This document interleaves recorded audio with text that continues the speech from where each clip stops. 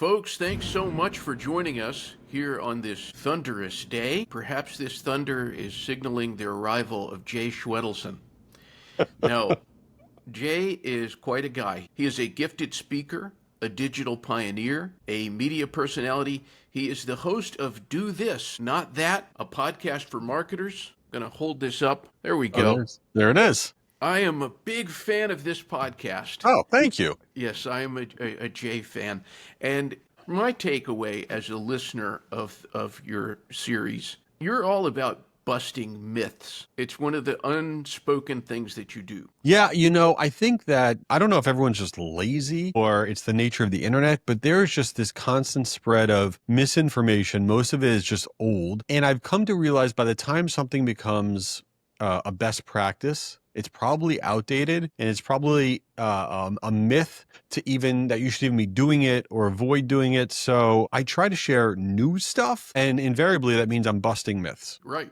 Well, there's no shortage of marketing tips out there from people, marketing experts, so-called experts, a guy in line behind you at Starbucks. Yes. What is the most misguided, harmful, wrong, stupid, bad thing that you hear out there that's prevalent?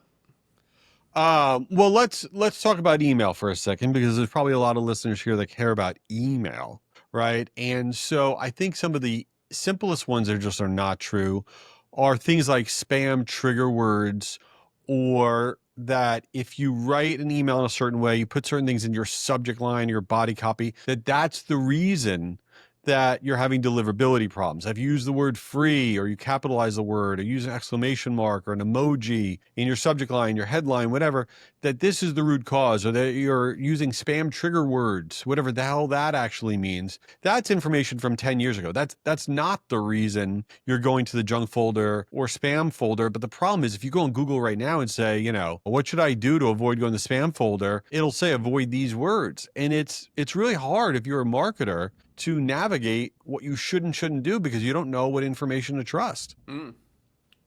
Absolutely. So in some ways I feel maybe you need no introduction. But if you were introducing yourself in the context of email, who is Jay Schwedelson? Oh, that's a tough one. So I have an agency. I don't talk about a lot, about a 100-person agency, and we do a lot of email marketing for major brands. And we send out about 6 billion emails a year for business and consumer brands. And so I see a lot of data on what's working and what's not working in real time for newsletters, for promotional offers. So that's where a lot of my information comes from. And then I kind of got into this email world, at least, being out there a little bit, when about 15 years ago, I was sitting on my couch and I was real frustrated by people screwing up their subject lines. And I'm like, there's got to be something better we could do. So I literally went on GoDaddy. I was on my couch and I bought the domain subjectline.com, and I put up this website where people to this day can go there and put their subject line in. It tells them if it's good or bad. And for some reason or another, people like using that crazy thing. And then all of a sudden people said, oh, you must know about email. You're the subject line guy. So I never claimed to be an expert of any kind. I've just been doing it a lot for a long time, and I've seen a lot of stuff, and that's kind of my jam. I love coming up with subject lines. Has there been a subject line GOAT in your estimation? Like, this knocked you out? Well, I'll tell you, sometimes the weirdest things happen. Like, we always are testing different things. Let's do this, let's do that. And then sometimes we screw up. I'll give you a great example. So the other day, for one of our agency clients, they wanted to personalize in the subject line with a person's first name, which usually I think stinks. That's like another relic from the past, like J, blah, blah, blah.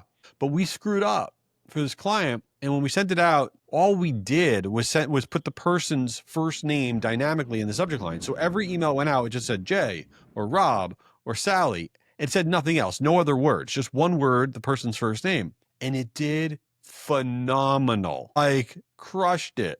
And in a million years, I never would have tested that, right? And that is the essence of all of this. You have to test the stuff, even the stuff that you think is ridiculous. But the thing that works better than anything else in your subject line, and this is what everyone should play in their brain, is the sooner you tell somebody who they are, the faster they want to engage. So what do I mean by that? Forget about personalization with their name. You tell somebody their interests, just for golfers, just for active investors. You tell somebody their geography, popular in Miami, popular in Charleston, South Carolina. You tell somebody the stage of life, perfect for grandparents or big life event, just for new homeowners, for people with a growing family. You take whatever it is, the market that you are marketing to, and you do it on the business to business side as well, just for CFOs, just for marketing directors, right? And when you put in the subject line who it is that you're marketing to, as opposed to just marketing to them, you actually tell them it's for them. Immediately, you see the percentage of people opening up the emails skyrocket, because when you see it, you see yourself in it and you want to engage with it. So that's the number one tactic I would think about. And that is such a powerful tactic. It has worked so well on me when I've seen myself like, hey, wait a minute, that's me in the subject line. But what else? What do you think is the biggest thing that separates people who win at email and people who lose at email? You know, when people say email doesn't work for me, it's because there's a lack of attention to the smallest things, right? So I'll give you an example of what I mean. There's no one thing you're going to do in your email marketing that's going to fix everything. It's a lot of little things that have an impact. So an example of that would be call to action buttons, the things we all forget about, the long rectangular buttons in our emails that we're trying to get people to click on. When we send out our emails, what do we ask people to do? We ask people to, maybe the button will say download. Maybe the button will say register. Maybe the button will say buy now. Right? All of those things are what we, the marketer, wants them to do, but it's not what's in it for them. When you flip the script on your call to action buttons and you actually write them in first person, okay, your click-through rates go up by over 25%. What does that feel like? So let's say you're trying to get somebody to register for something, right? A webinar or whatever. Instead of register, you have the button say, I want in. Instead of register, it might say, save my spot. Or let's say you're trying to get them to buy a direct-to-consumer product. Instead of buy now, it's get my 25% off now. When it's written in first person and the person's like, oh, that's what I get out of this, that's when the click-through rates rise. And it's just a shining example of the small little things that can have a huge impact on actually getting performance out of email. It's just a totally different energy, what you're talking about. How can an email impress you, Jay?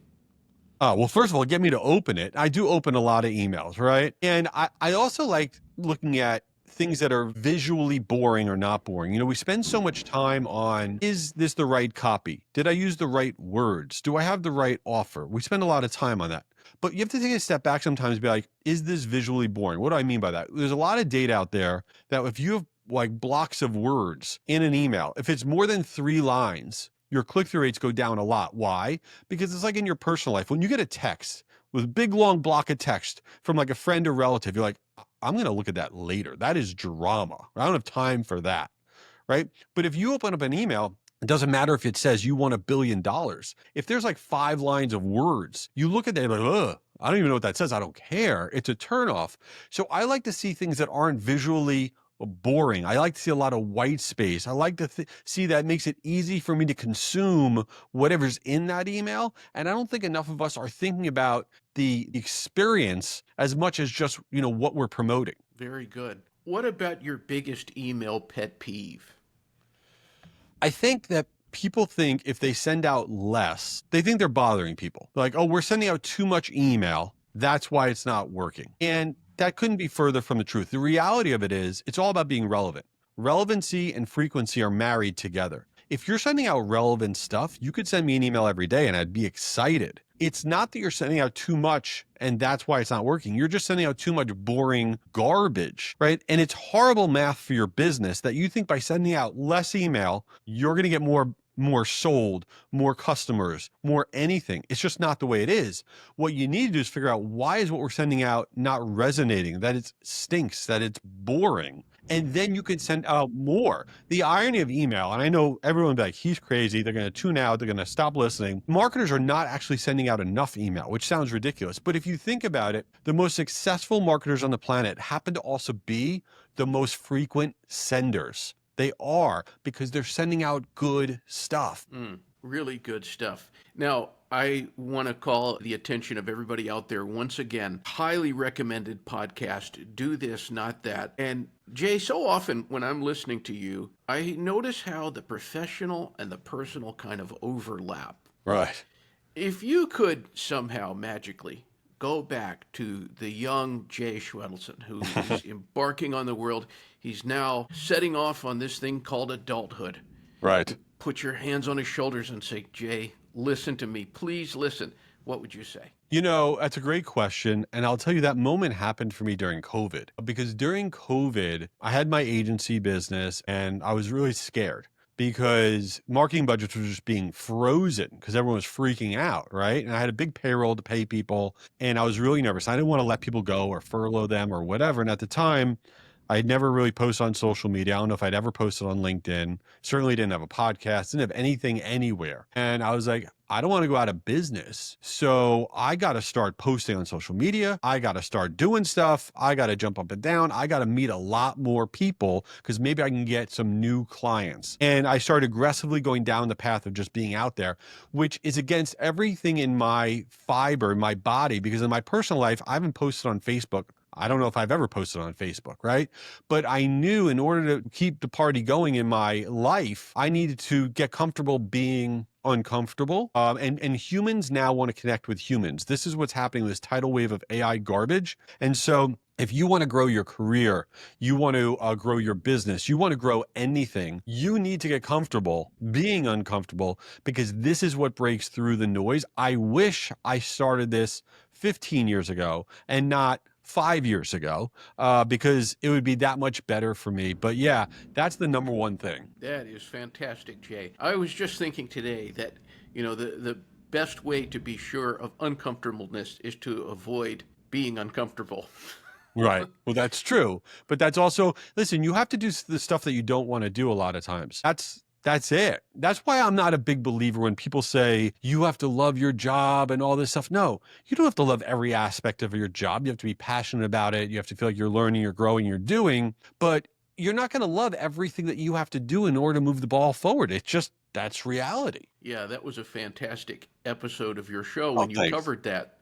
Yeah. A friend of mine told me one time, he said, maybe, just maybe, most of us are not supposed to love our jobs. And I thought, wow. That's great. I agree. You were on the Amy Porterfield show, and it was a fantastic episode. Thanks. Really, really good. And then there was this moment in which you dropped the ZB word. We thank you so much you said it wasn't an endorsement, but you told everybody out there to clean their list. Yes, I did. Thank you. Well, no, listen, first of all, Amy's the best. Her show is the best. And first, obviously, I like ZeroBounce a lot. I do. I'm not just saying that because I'm staring at you. There's a lot of players in the email validation, email improvement space. I think ZeroBounce is phenomenal. But in general, let's take a step back and I'll give you my soapbox. Doesn't matter if you're a business marketer or a consumer marketer. If it is not table stakes in your organization to at least once a year validate and make sure that your email database is going through this process of removing the bad stuff. Okay. You are rolling the dice. It is like having a car or a home without insurance. Okay. You are hoping that nothing happens. And that is not a way to grow your business, because something invariably will happen. And so tools like ZeroBounce and others in the category, they really providing a very, very important service and frankly, relatively inexpensive. What would you say to that person who is looking at the precious contacts on their list and they're thinking, because I see people and they kind of equate their list to dollars. Yeah. So they're like, Jay, are you telling me to open the car windows with all my dollar bills flying out? Right. Is that what you're saying to do? I like that analogy. When people have an ego about the size of their database, that's really weird. Who cares how many people are on your database? It's how many people are engaged. How many real human beings care about what you're sending out? It's bad practice to continually email to people that are not opening, clicking, and getting engaged with what you're doing. It's hurting your performance. And if you have an internal dashboard and your growth in your career is tied to the size of the overall email database in your organization, then you're at a company that doesn't know what they're doing. Okay, because that should not be the North Star. Now, I'm going to talk out of both sides of my mouth. You must focus on list growth. You must have things that are going on every day while you are sleeping that allow your databases to grow. But they need to grow so you bring on more people who care and want to engage, and you take off the people who are dead weight. Let people unsubscribe. Not everybody is meant to be on your list. In order to have raving fans, people that care about what you're doing, you also have to have people that you are not a fit for, and get rid of them and stop thinking that bigger in terms of your list size is what is needed. One more Amy Porterfield question. Yeah.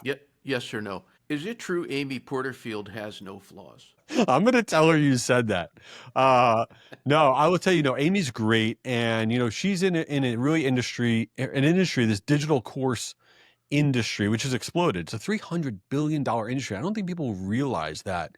And in general, I think that people are sleeping on the power of digital courses. I've taken many digital courses for lots of different things. I took one on how to use travel points better. Okay. There's digital courses for everything. And I just recommend everybody out there, first of all, if you want to learn how to do Instagram the right way, follow Amy Porterfield. She crushes Instagram better than anybody I've seen. But in general, if you're thinking about a side hustle, do a digital course. It is a great business. Well, one thing that you are rearranging the game on is your Guru Conference. Yeah. Now, I know that you maybe can't tell us too much. There's probably some secrets here, but what is on the horizon for the next Guru Conference? So Guru Conference coming up in November. It's the world's largest email marketing event, and we appreciate ZeroBounce participating. It is virtual. It is free. So last year we had 25,000 people there. If you want to register, go to guruconference.com. It is bonkers. It's unlike any other virtual event you've ever been to. Last year we had Joey Chestnut doing a spam eating contest, right? And so this year we have Nicole Kidman is keynoting the conference. We have some of the wildest ideas that we're going to announce that will blow your mind. And it's another one of those things, even if you don't care about email marketing, you should attend Guru Conference, not because it puts $1 in my pocket. It doesn't. It's free. We really have tried very hard to reimagine what a virtual conference can be like. And that's why we don't have on demand. You have to show up or else you can't see it. And when people say things, another great example of misinformation, when people say, virtual events are dead, that was a COVID thing, it just isn't true. You just have to look at things and do things just a little bit differently. And that's what we try to do at Guru Conference. So buckle up. This November is going to be bonkers. All right. Now, it seems like with your conference, you feel that there's no limits in terms of who you can get. Would you say that's a fair assessment? It is now. I will tell you, year one of the event, we first started the event. We're like, we're doing this virtual conference, blah, blah, blah. And year one, our keynote was Damon John. It was not easy to get him because we had no track record, right? And then we were able to get Martha Stewart and Sarah Jessica Parker. We had the cast of Love is Blind. We had Debbie Gibson from the 1980s do a karaoke contest. Now that we've had all this wild stuff, we have a lot more cachet to be able to get the people that we want. I will tell you, one of the most fun meetings that we have it's called Does This Suck? And we bring the whole team together and there's no idea that's off limits. And we're like, okay, what should we do? And that's how the Joey Chestnut thing came to be. That we all ate spam. A bunch of marketers ate spam in a contest against him. And we were like, unlimited budget, what should we do? And everyone throws out the wildest ideas. And then we just try to see if we can get these people to say yes. And I will tell you, the secret sauce that we have is that if this was an in-person event, it'd be very hard to pull off because you spend a lot of money. These celebrities don't like having to travel, give up real time. But you ask a celebrity to flip a camera on for, 30 to 40 minutes, right? And they're much more willing to do that, much easier to get to a yes. That's one of the reasons we haven't gone in person, is because we think we would lose the capacity to do all this stuff. I like the way you think, Jay.